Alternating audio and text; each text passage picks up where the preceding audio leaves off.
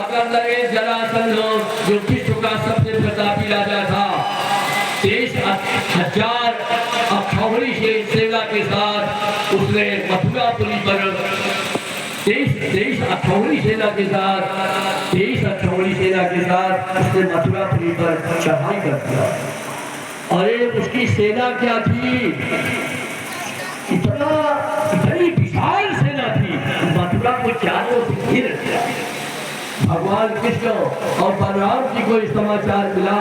अरे कहा बलराम जी, कहा भैया बलराम, ये तो मगध अरे जरासंध का आक्रमण हो गया, बड़ी भारी विपत्ति आ गई मथुरापुरी पर। भगवान श्री कृष्ण और बलराम जी आगे बढ़े तो इधर जरासंध जो है ललकार रहा है कृष्ण और बलराम को। अब भगवान श्री कृष्ण और बलराम जरासंध के बिल्कुल सामने आ जाते हैं। जरासंध ललकार रहा है, भगवान कृष्ण आगे बढ़े।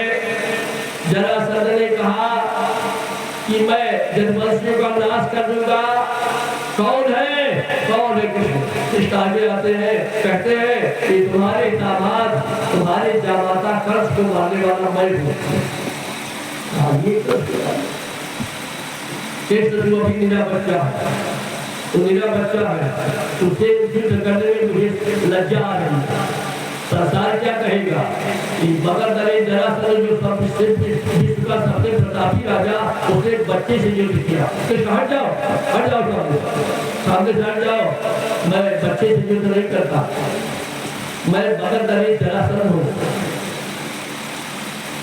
बलराम हमारे भैया बलराम सुनो, यदि तुम्हें श्रद्धा हो कि युद्ध में मृत्यु होने पर, वीर गति प्राप्त करने पर स्वर्ग की प्राप्ति होती है, तो आओ मेरे सामने आओ। तुमको बराबरी के दिखाई पड़े बच्चे से थोड़ा युद्ध करेंगे।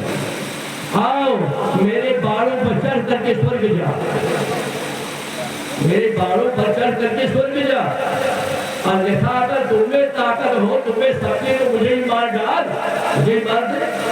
बलराम से कहा, भगवान श्री कृष्ण ने मगध अरे जरासंध से कहा, मगध अरे युद्ध के मैदान में वीरता का प्रदर्शन करता है, डींग नहीं हारता। आप सामने आइए, बच्चे हैं कि जवान है, ये आपको पता चल जाएगा।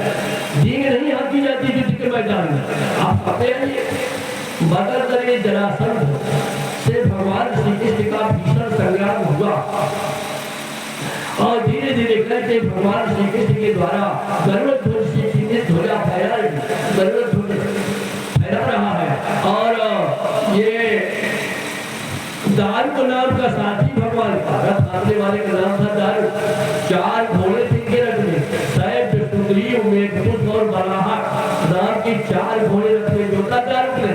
और दारू उस रथ में पताका जो लगी उसमें गरुड़ का चिन्ह है, वो लेकर के आया था। और इधर मगध अरे जरासंध को ललकारा था। इसके बाद जरासंध और भगवान श्री कृष्ण का भीषण संग्राम होता है।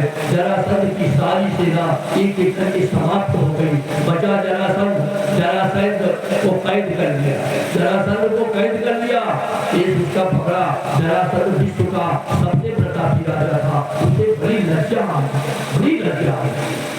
यार जब मेरे सामने कोई ठहरा नहीं और उसने मुझे कैद कर लिया।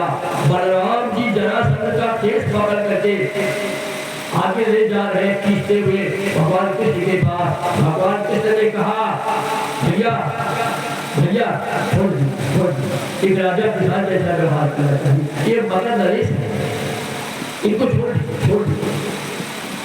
तो छुड़वा दिया। बलराम जी ने कहा कृष्ण से कि दुश्मन को छोड़ना नहीं चाहिए और आप दुश्मन को छोड़ा नहीं। ये दुश्मन है, इतनी बड़ी सेना लेकर आया था और आप उसको छोड़ा नहीं। उन्होंने कहा भगवान कि जब जीता रहेगा ना भैया, तो फिर से सेना एकत्रित करके आएगा, लेकर आएगा, मथुरा में चढ़ाई करेंगे, मानेगा नहीं, बहुत साक्षी है।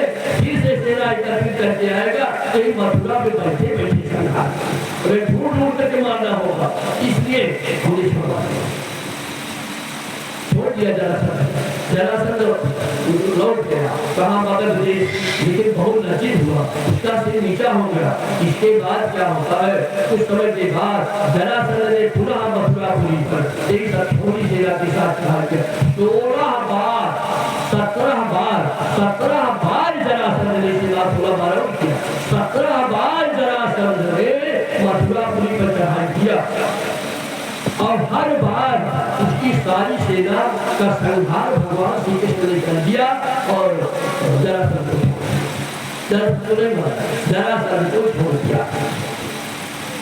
इतना वो साहसी था कि इतने कई बार पराजित हुआ, लेकिन बार बार अपना हट नहीं छोड़ रहा है। मथुरा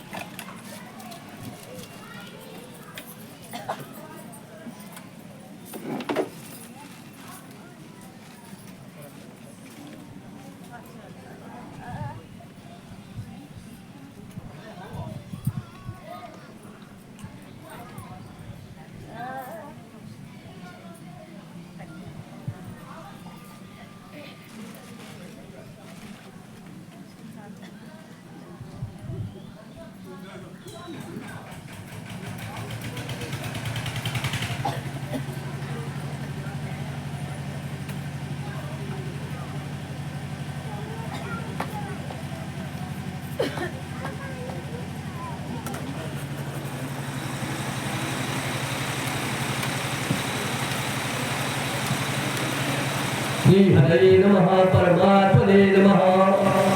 17 बार जरासंध द्वारिका यहाँ मथुरापुरी में भगवान श्री कृष्ण और बलराम जी के द्वारा पराजित हुआ और दया की भिक्षा पर छोड़ा गया। लज्जित होकर वो गया, लेकिन उसने अपना साहस नहीं तोड़ा। 18वीं बार मगध जरासंध पुनः मथुरापुरी पर चढ़ाई करने की तैयारी कर रहा है। उसने अपने सैनिकों को आहूत किया और ये योजना बनाई कि अब की बार मथुरापुरी को चारों ओर से घेरवा लिया जाए, चारों ओर से घेरवा करके और मिट्टी का तेल छिड़क करके आग लगा दी जाए। सेना चारों ओर लगी रहे, जनवंशी हाथ करके जाने न पावे और सब इसी में जल करके राख हो जाए। ये योजना जरासंध ने बनाई, मगर जरासंध ये योजना। इसके बाद भगवान श्री कृष्ण तो कूटनीति के पंडित थे, राजनीति के पंडित थे। भगवान श्री कृष्ण बहुत बड़े राजनीति थे। भगवान श्री कृष्ण अपने गुप्तचरों से ये जानकारी पाए कि अपनी बात बहुत बड़ी तैयारी मगध नरेश कर रहा है। इसके लिए मगध नरेश अपनी बात बहुत बड़ी तैयार कर रहा है। इसके लिए फिर भगवान कृष्ण ने बलराम जी से कहा, भैया बलराम, अभी सूचना मिली है एक कंस नरेश काले यवन का आक्रमण होने वाला है। भैया बलराम, एक साथ मथुरापुरी पर बहुत बड़ी विपत्ति आ गई। भैया आप मथुरापुरी को देखिए और क्या किया जाए, आजकल या परसों में जरासंध का आक्रमण हो जाए।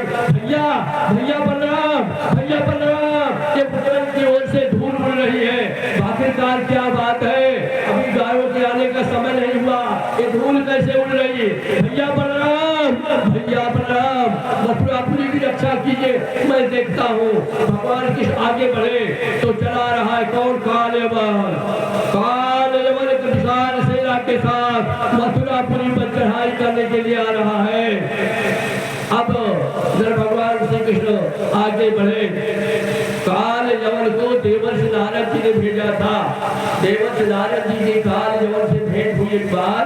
उन्होंने कहा एक कृष्ण है, मथुरा में रहता है, अरे सोने को कुंडल पहनता है, सोने के बाजूबंद, अरे उसके तमाम आभूषण सोने के हैं, क्यों नहीं उसको मार कर छीन लेते? बहुत धनवान, बहुत सदर है। काल यवन को प्रेरित किया देवर्षि नारद जी ने। काल यवन ने मथुरापुरी पर चढ़ाई कर दिया और इधर जरासंध का आक्रमण आजकल या परसों में होने वाला है। ऐसी और जरासंध अपनी बार बहुत बड़ी तैयारी कर चुका है। ऐसी स्थिति में भगवान श्री कृष्ण आते बने, काल यवन आ रहा है। काल यवन ने कृष्ण को देखा, ठठाका मारकर हंसा, यही है कृष्ण, यही है। देखो ना जो बताया कि कुंडल कान में सोने का कुंडल, हाथों में बाजू भाई, ये सारे आभूषण सोने चांदी इसके शरीर पर दिखाई पड़े, यही है कृष्ण। काल यवन ने देखा और हंस पड़ा। इसके बाद काल यवन बिल्कुल नजदीक आ गया। जब नजदीक आ गया भगवान कृष्ण भागे भगवान को। जब भागे तो काल यवन ने कहा, कायर कायर कृष्ण क्यों भाग रहा है? तुमने क्या समझ लिया? मैं हूँ काल यवन, तुझे मसल डालूंगा कृष्ण। तुमने मुझे पूतना समझ लिया, तुमने मुझे बकासुर, भस्मासुर, अकासुर, अनिष्टासुर, केसी, बेहुमासुर समझ लिया। तुमने मुझे कंस समझ लिया, तुमने मुझे जरासंध समझा। मैं जरासंध नहीं हूँ, मैं कंस नहीं हूँ, मैं अगासुर, बकासुर, भस्मासुर नहीं हूँ, मैं हूँ काल यवन। जिनको तुमने मारा होगा, आज तेरा अपना कृष्ण काल यवन से मसल डालूंगा। कहाँ भाग रहा है? खड़ा हो जा, खड़ा हो जा। कायर क्यों भाग रहा है? काल यवन से तुम्हारा मुकाबला पड़ा है, खड़ा हो जा। डरपोक कृष्ण खड़ा हो जा। काल यवन ने भगवान कृष्ण को ललकारा। भगवान कृष्ण और तेजी से भागे। काल यवन ने भगवान कृष्ण का पीछा कर लिया, भागते चले जा रहे हैं। दोनों हाथ से दुपट्टा पकड़ लिए, वो दुपट्टा पीताम्बर में रखा और भागते जा रहे। काल यवन थक गया, हाँफने लगा। काल यवन ने कहा, खड़ा हो जा। अरे और आगे आओ, और आगे आओ। काल यवन पीछे लगा है। भगवान कृष्ण हिमालय पर्वत के पास पहुंच गए, उसकी गुफा में प्रवेश किए, हिमालय की गुफा। काल यवन तो बहुत पीछे हो गए, काल यवन पीछे हो गए और आगे और हिमालय की गुफा में प्रवेश किए। इसके बाद फिर उन्होंने देखा एक पुरुष यहाँ सोया, एक आदमी सो रहा गुफा में, तो उसके ऊपर अपना दुपट्टा उठा दिया, पीताम्बर जो लिए थे ना उसको उसी के ऊपर उठा दिया और स्वयं उसी गुफा में छिप गए। काल यवन को वहां पहुंचा। काल यवन को पहुंचने में विलंब हुआ, इसलिए बहुत मेरा पीछे हो गए और कृष्ण बहुत तेजी से भाग करके गुफा में गए। काल यवन वहां पहुंचा। दुष्ट कायर कृष्ण क्या समझा था तूने? काल यवन तुमको पाएगा नहीं, आज काल यवन तुझे मसल डालेगा। कृष्ण तू त्रैलोक्य में नहीं बच सकता। आज तेरा मुकाबला काल यवन से हुआ। ये कहते हुए काल यवन ने एक लात जकड़ करके छाती पर मारा जो सो रहा था।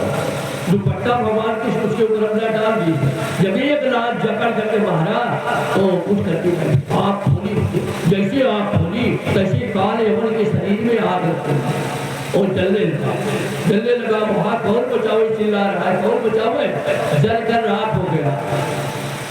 राजा परीक्षित ने सुखदेव जी से पूछा, महाराज ये काल यवन कौन था? सुखदेव जी ने राजा परीक्षित से कहा कि भगवान कृष्ण ने विचार किया कि सांप मर जाए लाठी भी न टूटे, लाठी न टूटे सांप मर जाए, काल यवन भस्म हो जाए और उधर वहाँ जो सो रहा है बेचारा पुरुष बहुत देर से सो रहा है उसका उद्धार हो जाए, जग जाए और काल यवन समाप्त हो जाए। तो इसलिए काल यवन को ले गए। तो काल यवन जो है उसके शरीर में आग लग गई और जलने लगा। तो राजा परीक्षित ने सुखदेव जी से पूछा, इधर भगवान श्री कृष्ण जब काल यवन जल गया ना तो पहुंचे। तो भगवान कृष्ण जब उसके पास पहुंचे जो पुरुष सो रहा था तो उससे पूछा कि आप कौन है और यहाँ गुफा के अकेले कैसे सो रहे थे? उसने कहा कि मैं मुचकुंद मानधाता का पुत्र हूँ, मैं चक्रवर्ती सम्राट अयोध्या नरेश मानधाता का पुत्र हूँ, मेरा नाम मुचकुंद है। उस पुरुष ने बताया। देवासुर संग्राम में मैं देवराज इंद्र की सहायता करने के लिए गया था। उस समय के अंदर एक बार मैंने देवराज से कहा कि मैं अपने साम्राज्य, अपनी राजधानी अयोध्या जाना चाहता हूँ। देवराज इंद्र ने कहा कि यहाँ के समय में वहाँ के समय में बहुत अंतर है। 10 पीढ़ी बीत गई, बहुत पहचाने का 10 पीढ़ी कम से कम बीत गई। तो 10 पीढ़ी बीत गई तो कौन जानेगा पहचाने, न तो प्रजाचार पहचानते, न लड़के बच्चे जानेंगे, लड़के बच्चे जो समझ गए तो 10 पीढ़ी बीत गई। तो कहा क्या करोगे वहां जाकर? तो विचार किया उन्होंने, मुझको करो क्या करेंगे अयोध्या। तो उन्होंने कहा, भगवान का ध्यान किया, भगवान प्रकट होकर कहा, भगवान ने कहा तुम्हारी जो इच्छा हो मुझसे मांग लो। तो मुझको ने कहा महाराज हम सोने में आनंद मिलेगा, बहुत थक। भगवान ने कहा एक बात, तो भगवान ने विचार किया कि अगर कोई हमेशा सोता रहे, तो अगर कोई मनुष्य हमेशा रात में सोता रहे तो मनुष्य होने का कौन सा सुख उसको मिलेगा। हमारी कोई समझ पड़ा, हमेशा सोते रहे। वैसी स्थिति भगवान ने काल उसके मुचकुंद की बुद्धि को बदल दिया। मुचकुंद जो है तो उसने कहा यदि हमारे सोने में कोई बाधा डाले अर्थात हमको जगावे तो भस्म हो जाए। भगवान ने कहा एक वस्तु आज जो है काल यमन, भगवान कृष्ण विचार करते हैं कि बेचारा मुचकुंद बहुत दिन से सो रहा है, तो ये काल यमन समाप्त हो जाए और जो जगाएगा वो जल जाएगा। तो मुचकुंद तो इसी काल यमन को क्यों नहीं देखा है, तो काल यमन को वहां ले गए और काल यमन ने उनको जगाया। काल यमन ने एक लाख जगह करके मारा और पुरुष करके बैठ गया। जब अपनी आँख खोली और जब आँख खोली तो काल यमन चल करके रात हो गया। एक कथा आप श्रीमद् भागवत महापुराण के 10वें स्कंध उत्तरार्ध से श्रवण करते हैं। काल यमन जल करके रात हो गया। इसके बाद भगवान श्री कृष्ण ने मुचकुंद से पूछा कि आप कौन हैं और इस गुफा के एकांत स्थान में आप कैसे सो रहे थे। उन्होंने बताया मैं चक्रवर्ती सम्राट सूर्यवंशी क्षत्रिय महाराजा मानधाता का पुत्र हूँ। मेरा नाम मुचकुंद है, मेरा नाम मुचकुंद है। उन्होंने ये विचार किया, ये बताया मुचकुंद।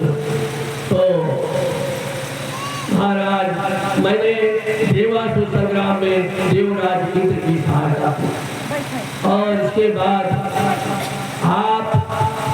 आपकी मैंने तपस्या की, आप प्रकट हुए और जब आप प्रकट हुए मैंने आपसे वर मांगा तो आपने ये कहा था सोने का वर मांगा, तो आपने मेरी बुद्धि को परिवर्तित किया। मेरी बुद्धि को परिवर्तित करके आपने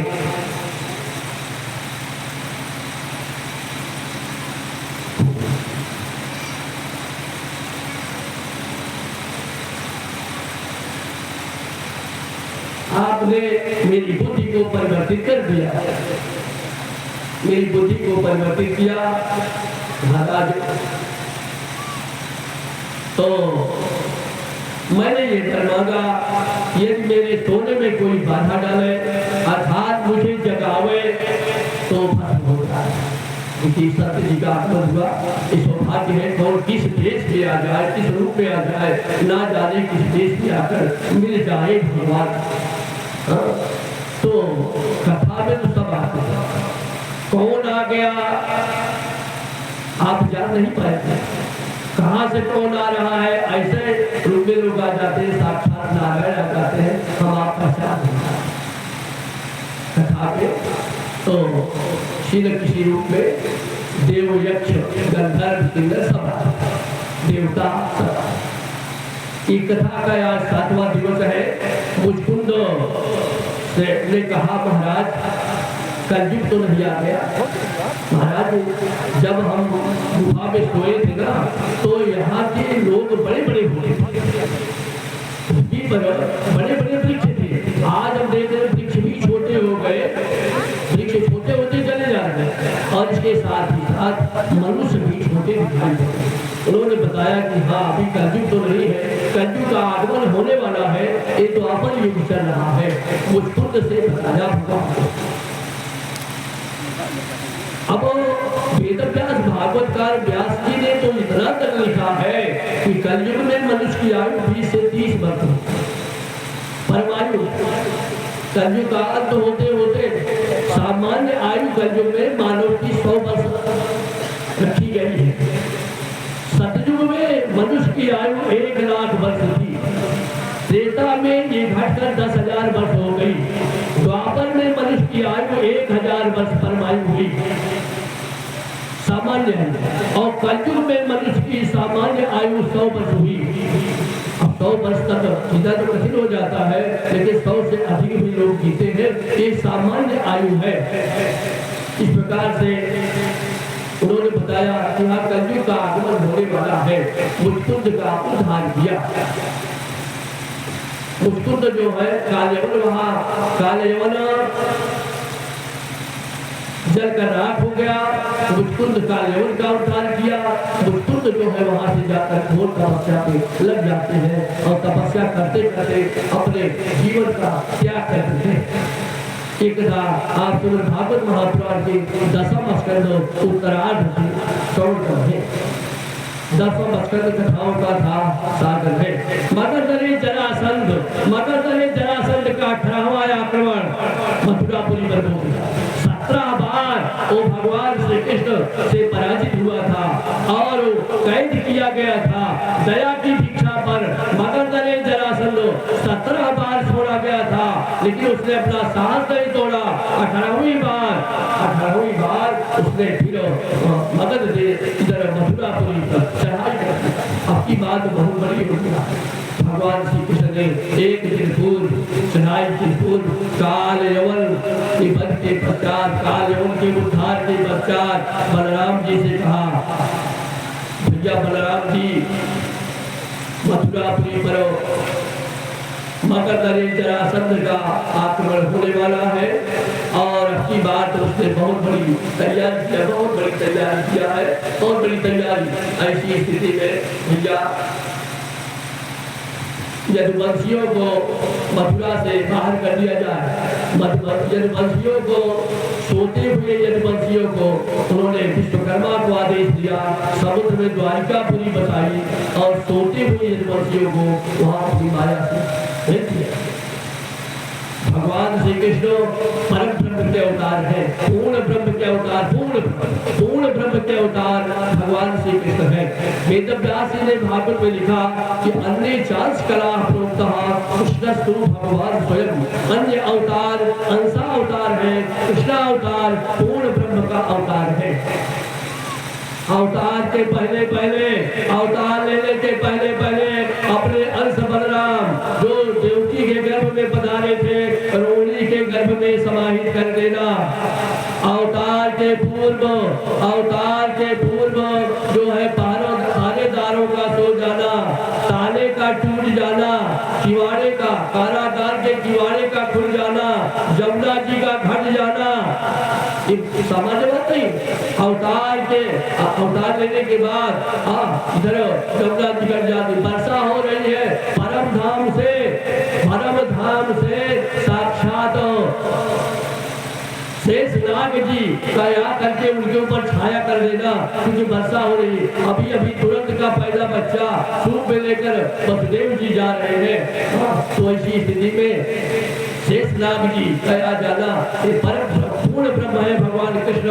और इधर फिर जमुना जी का घर जाना, उधर नंद जी के यहाँ दरवाजे का खुला रहना और नंद जी के यहाँ सब ग्वाल बालों का सो जाना और वहां से कन्या को ला करके कृष्ण को वहां संस्थापित कर देना। ये सब सारी जो है परम ब्रह्म पूर्ण ब्रह्म भगवान श्री कृष्ण ने अवतार के तत्काल बाद किया। अवतार के पश्चात छठवें दिन अपने जन्म के छठवें दिन पूतना जैसी राक्षसी का संहार कर देना।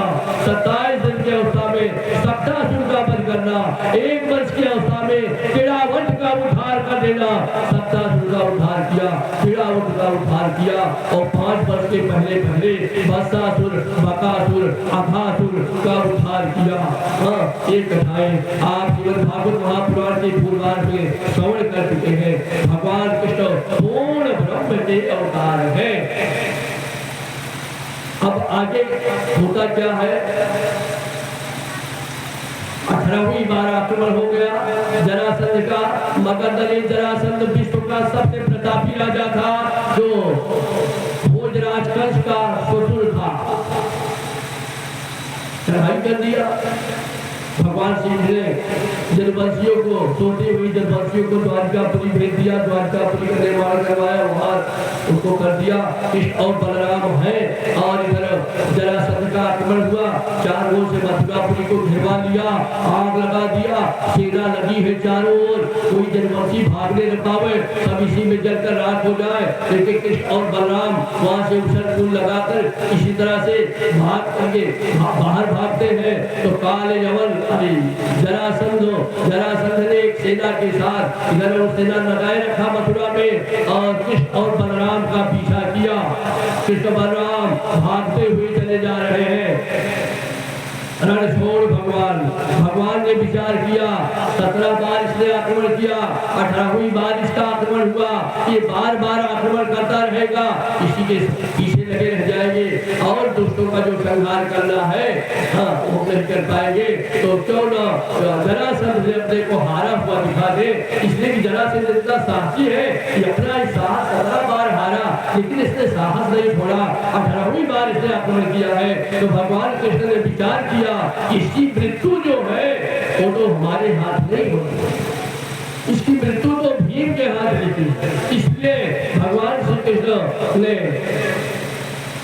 जरासंध के ललकारने पर मथुरापुरी का त्याग किया और भागते हुए जा रहे हैं। जरासंध ने उसका पीछा कर लिया है। वो प्रवर्तन गिरी पर जाते थे। प्रवर्तन गिरी में प्रायः वर्षा होती रहती है। उसने प्रवर्तन गिरी को चारों से घिरवाकर आग लगवाया, लेकिन भगवान श्री कृष्ण बलराम जी वहां से कूद करके भाग गए। जरासंध ने समझ लिया कि कृष्ण और बलराम जलकर राख हो गए, जल गए। और इधर जदवंशी, सारे जदवंशी समाप्त हो गए हैं। लेकिन तो जदवंशी समाप्त हुए, न कृष्ण और बलराम। लेकिन काल यवन ने, अरे इधर जरासंध ने यही समझा। 18वीं बार का आक्रमण हो गया। इसके बाद एक दिन की बात है, भगवान श्री कृष्ण द्वारकापुरी में सुधर्मा सभा में, सुधर्मा नाम की सभा थी, उसमें विद्यमान थे। उद्धव जी बैठे थे, उद्धव जी इत्यादि और सात्विकी इत्यादि बैठे हुए जदवंशी, और वहाँ कुछ मंत्रणा चल रही है, आपस में बातचीत हो रही है। इतने में एक ब्राह्मण आ गया। ब्राह्मण आया, भगवान श्री कृष्ण देखा कोई ब्राह्मण आ रहा है। भगवान श्री कृष्ण तत्काल सिंहासन से कूद पड़े, दौड़े, ब्राह्मण की अगवानी किया। ब्राह्मण की अगवानी भगवान श्री कृष्ण ने किया और ब्राह्मण का हाथ पकड़ के ले आए, ब्राह्मण को सिंहासन में बैठाया, ब्राह्मण का स्वागत सम्मान किया। जब ब्राह्मण विश्राम कर चुका तो भगवान कृष्ण ने उस ब्राह्मण देवता से पूछा, ब्राह्मण देवता आपका आगमन कहाँ से होता है? उसने बताया कि मैं इधर महाराज भीष्मक विदर्भ नरेश महाराज भीष्मक से यहाँ से आ। महाराज भीष्मक के 5 पुत्र और एक कन्या। भीष्मक के रुक्मी, रुक्मरथ, रुक्मकेश, रुक्मबाह और रुक्ममाली। रुक्मी, रुक्मकेश, रुक्मबाह, रुक्मी, रुक्मकेश, रुक्मबाह और रुक्ममाली इत्यादि 5 पुत्र थे और रुक्मी नाम की एक कन्या थी। तो रुक्मी विवाह की योग्य हो गई है। इधर विदर्भ नरेश महाराज भीष्मक की इच्छा थी कि अपनी पुत्री रुक्मिणी का विवाह भगवान श्री कृष्ण से, द्वारका नरेश कृष्ण से करे। उनके अन्य पुत्रों की, रुक्मी को ज्येष्ठ पुत्र को छोड़कर अन्य पुत्रों की भी यही इच्छा थी कि अपनी पुत्री अपनी बहन रुक्मिणी का विवाह द्वारका नरेश कृष्ण के साथ करें। लेकिन राजा भीष्मक, विदर्भ नरेश राजा भीष्मक जो रुक्मिणी उनका ज्येष्ठ पुत्र रुक्मी भगवान कृष्ण से बड़ा द्वेष रखता था। रुक्मी ने अपने पिताजी से कहा, पिताजी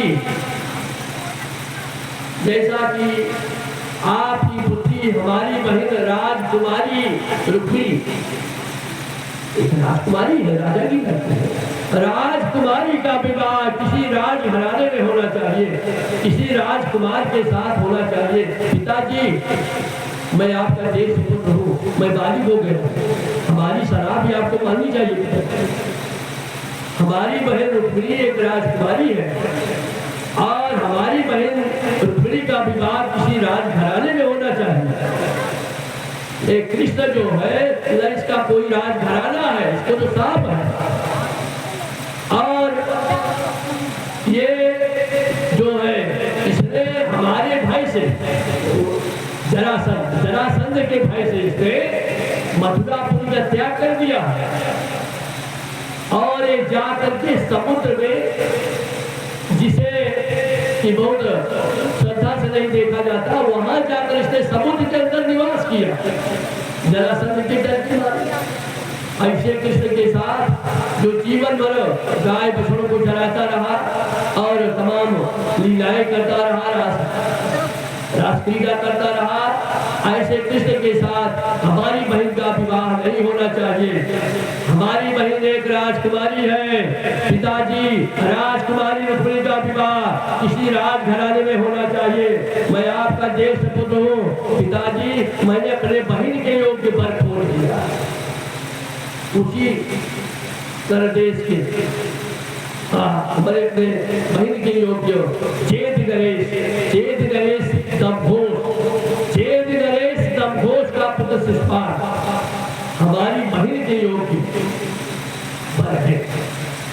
क्यों ना राजकुमार है, राजा का लड़का है, क्यों ना चेत नरेश दमघोष के पुत्र शिशुपाल के साथ हमारी बहन का विवाह कर दिया। अपने ज्येष्ठ पुत्र की बात राजा भीष्मक को माननी थी। राजा भीष्मक ने अपनी पुत्री रुक्मिणी का विवाह शिशुपाल के साथ सुनिश्चित किया। रुक्मिणी के दबाव, रुक्मिणी जो उनका ज्येष्ठ पुत्र था, रुक्मिणी की इच्छा थी कि भगवान कृष्ण हमें पति के रूप में प्राप्त हुए। रुक्मिणी इसके लिए तपस्या कर रही थी, भगवान की उपासना कर रहे थे। लेकिन जब उन्हें समाचार मिला मेरा बड़ा भाई हमारा विवाह शिशुपाल के साथ करना चाहता है, तब वो बहुत दुखी हुई। उन्होंने एक ब्राह्मण को बुलाया और ब्राह्मण को पत्र लिख करके दिया और मौखिक रूप से संदेशा भी दिया कि मैं द्वारकाधीश कृष्ण पर समर्पित हूँ और कई जन्म से उन्हें प्राप्त करने के लिए तपस्या कर रही हूँ। मुझे अपनी पत्नी के रूप में स्वीकार करे, मैं शिशुपाल का स्पर्श नहीं कर सकती, अन्यथा मैं अपना प्राण त्याग दूंगी, लेकिन मैं शिशुपाल के साथ विवाह नहीं कर सकती। रुक्मिणी ने संदेशा भी दिया, पत्र में लिख करके दिया। पत्र लेकर ब्राह्मण आया है। आज द्वारकापुरी में ब्राह्मण पहुंचा है। भगवान श्री कृष्ण ने वो पत्र ब्राह्मण के हाथ का उद्धव जी के हाथ में दिया। उद्धव जी वयोवृद्ध थे, उद्धव जी उस पत्र को पढ़ते हैं। उद्धव जी भगवान श्री कृष्ण के सखा थे, मंत्री थे और साथ ही साथ उद्धव जी बृहस्पति के शिष्य थे। महाराज बृहस्पति के शिष्य थे उद्धव जी उस पत्र को बांटते हैं। भगवान श्री कृष्ण रुक्मिणी का संदेशा पा करके चल पड़े और दारू, भगवान श्री कृष्ण का सारथी दारू को रथ लेकर आया। सैफ सुग्रीव में कुछ और बलाहक नाम के 4 घोड़े उस रथ में जुड़े हुए हैं। रथ पे जोड़ा 4 घोड़ों को और भगवान श्री कृष्ण ऊपर विराजमान हुए। गरुड़ चिन्ह से चिन्हित ध्वजा फहरा रही है। भगवान कृष्ण पहले ब्राह्मण का हाथ पकड़ करके ब्राह्मण को ऊपर चढ़ाए, पहले ब्राह्मण को बैठाया, उसके बाद स्वयं भगवान श्री कृष्ण उस रथ पर सवार हुए और रथ चला रहा है। रुक्मिणी ने पत्र में लिखा था कि महाराज आप विचार करेंगे कि रुक्मिणी एक राजकुमारी है, वो अंतःपुर में रहती होगी। जब उनके पिता नहीं चाहते, उनका बड़ा भाई नहीं चाहता, तो रुक्मिणी को कैसे प्राप्त कर पाएंगे? ऐसी स्थिति में महाराज हमारे कुल की एक परंपरा है। परंपरा ये है, जिस कन्या का विवाह होना होता है वो कन्या विवाह के पूर्व दर्शन करने के लिए जाती, गिरिजा देवी के मंदिर में जाती है, गिरिजा देवी की पूजा करती है। महाराज विद्वान ब्राह्मणों ने भगवती गिरिजा देवी की पूजन का एक मुहूर्त निकाला है, बहुत निश्चित बताया कि निश्चित मुहूर्त निकाला गया है। आप उसी समय जब हम अपनी कुल परंपरा के अनुसार गिरिजा देवी की पूजा करके मंदिर से बाहर होने लगे, तब वीरता का शुल्क देकर के, वीरता का शुल्क देते हुए आप मुझे स्वीकार कर लीजिए, अन्यथा मैं अपना प्राण त्याग दूंगी, लेकिन मैं शिशुपाल को पति के रूप में धारण नहीं कर सकती। ये सारी बातें भगवान श्री कृष्ण रथ साथी हाथ रहा है, पहुंचे वहां विदर्भ देश। कबले हमारी खबरिया हो जसुदा के कन्हैया, कबले हमारी खबरिया हो जसुदा के कन्हैया, शिशुपाल मेरा पीछा न छोड़े, शिशुपाल मेरा पीछा न छोड़े, मिटा दे पाप की गठरिया हो जसुदा के कन्हैया, मिटा दे पाप की गठरिया हो जसुदा के कन्हैया, कबले हमारी खबरिया हो जसुदा के कन्हैया, काम क्रोध मद लोभ मिटा लो, काम क्रोध मद लोभ मिटा लो, मोह के मिटा दो बदरिया हो जसुदा के कन्हैया, मोह के मिटा दो बदरिया हो जसुदा के कन्हैया, कबले हमारी खबरिया हो जसुदा के कन्हैया, कृष्ण नाम धन खूब कमानो, कृष्ण नाम धन खूब कमानो, भर देता मन की तिजरिया हो जसुदा के कन्हैया, भर देता मन की तिजरिया हो जसुदा के कन्हैया, कबले हमारी खबरिया हो जसुदा के कन्हैया, हम तो तोहरे पैया पड़त हैं, हम तो तोहरे पैया पड़त हैं, ले जाय अपनी शरणिया हो जसुदा के कन्हैया, ले जाय अपनी शरणिया हो जसुदा के कन्हैया, कबले हमारी खबरिया हो जसुदा के कन्हैया, कबले हमारी खबरिया हो जसुदा के कन्हैया। राधा कृष्ण भगवान की जय हो। इधर भगवान श्री कृष्ण